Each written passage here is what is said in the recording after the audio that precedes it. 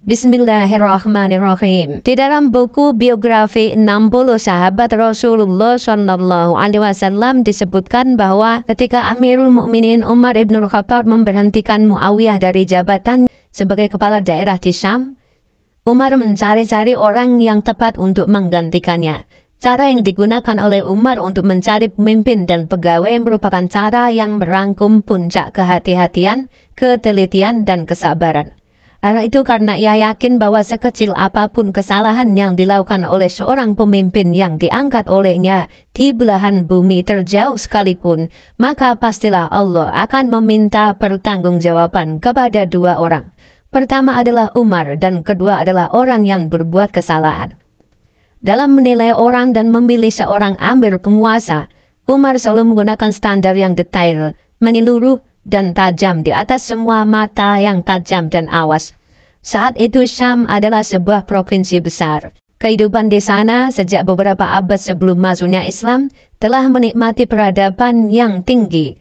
Syam menjadi pusat perdagangan penting dan menjadi medan yang luas untuk mendapatkan kesenangan. Karena itu, Syam menjadi negeri yang menggiurkan. Alhasil, dalam pandangan Umar, tidak ada orang yang tepat menjadi amir di sana selain seorang yang zuhud, sufi, yang ditakuti oleh seluruh setan penggoda. Dengan kata lain, pilihan Umar itu mestilah jatuh kepada seorang yang zahid, ahli ibadah, dan orang soleh yang selalu mendekatkan diri kepada Allah. Umar pun berteriak, "Aku sudah tahu, bawalah Sa'id bin Amir kepadaku." Tidak lama kemudian datanglah Sa'id ke hadapan Amirul Mukminin yang menawarkan kepadanya untuk menjadi wali kota Homs di Suriah. Namun Sa'id menolak dan berkata, "Janganlah kau bawa aku ke dalam fitnah, wahai Amirul Mukminin." Umar menjawab dengan suara keras, "Demi Allah, aku tidak akan membiarkanmu menolak.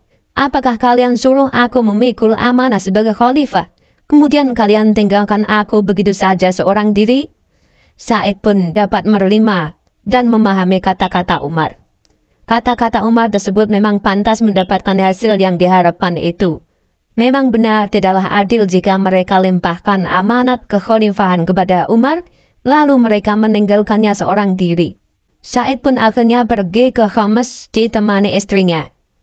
Umar pun membekalinya dengan sejumlah uang yang cukup. Ketika sudah menetap di Homs, sang istri ingin menggunakan haknya sebagai istri untuk mendayagunakan uang yang dibekalkan oleh Umar.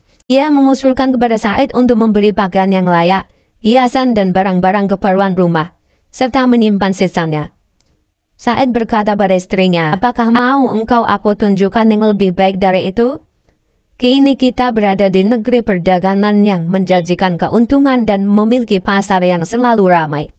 Karena itu, marilah kita berikan uang ini kepada seorang yang bisa memakainya untuk berdagang dan menumbuhkannya untuk kita." Istrinya berkata, "Jika perdagangannya merugi?" Sa'id menjawab, "Aku akan meminta jaminan kepadanya." Sang istri berkata, "Kalau begitu baiklah." Saya pun pergi lalu ia beli sedikit kebutuhan pokok untuk hidupnya yang sederhana. Setelah itu ia bagikan semua uangnya kepada fakir miskin dan orang-orang yang membutuhkan. Hari demi hari terus berlalu, berkali-kali sang istri menanyakan tentang perdagangan mereka dan berapakah keuntungan yang telah dicapai. Namun Sa'id hanya menjawab, "Perdagangan kita berjalan lancar, sementara keuntungannya terus berkembang." Suatu hari istrinya kembali menanyakan hal yang sama. Kali ini ia bertanya di hadapan seorang karib yang mengetahui hal sebenarnya. Sa'id pun tersenyum lalu melepaskan tawanya yang menimbulkan keraguan dan kecurigaan di hati sang istri. Ia pun terus mendesak kepada karib Sa'id itu untuk menceritakannya dengan terus terang. Akhirnya ia menjawab, Sa'id telah menyedekahkan seluruh hartanya sejak awal. Istri Sa'id menangis. Ia menyesal karena tidak mendapat manfaat apapun dari harta tersebut. Harta itu lenyap tanpa sempat ia belanjakan untuk keperluan hidupnya, dan kini uang itu sudah tidak ada lagi. Tidak sedikit pun tersisa. Sa'id memandang istrinya sementara air mata penyesalan keputusasaan itu membuatnya semakin cantik dan menawan. Namun sebelum pemandangan itu membuat jiwanya lemah, Sa'id mengalihkan penglihatan mata hatinya ke surga. Tampaklah di sana ia melihat para sahabatnya yang sudah terlebih dahulu pergi mendahulunya. Ia berkata, "Aku melihat banyak sahabatku yang telah mendahuluiku menghadap Allah, dan tidak ingin menyimpan dari jalan mereka meskipun ditebus dunia dan seluruh isinya. Said pun berkata lagi, bukankah engkau tahu bahwa di surga itu ada para bidadari yang berupa gadis-gadis cantik bermata jeli? Andai seorang saja dari mereka melongok ke bumi, tentulah ia akan menerangi seluruh bumi dan cahayanya akan mengalahkan cahaya matahari dan bulan sekaligus. Karena itu, mengorbankan dirimu demi mereka adalah lebih baik dan lebih layak daripada mengorbankan mereka demi dirimu. Said mengakhiri pembicaraannya seperti saat memulainya, yakni dengan tenang, tersenyum, dan ridho.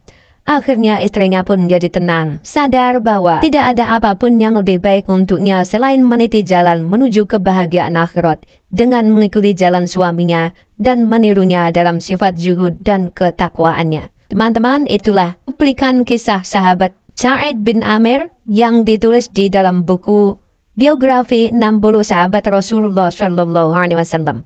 Buku yang layak dimiliki oleh setiap keluarga muslim. Untuk membeli buku ini langsung ke keranjang belanja di bawah ini.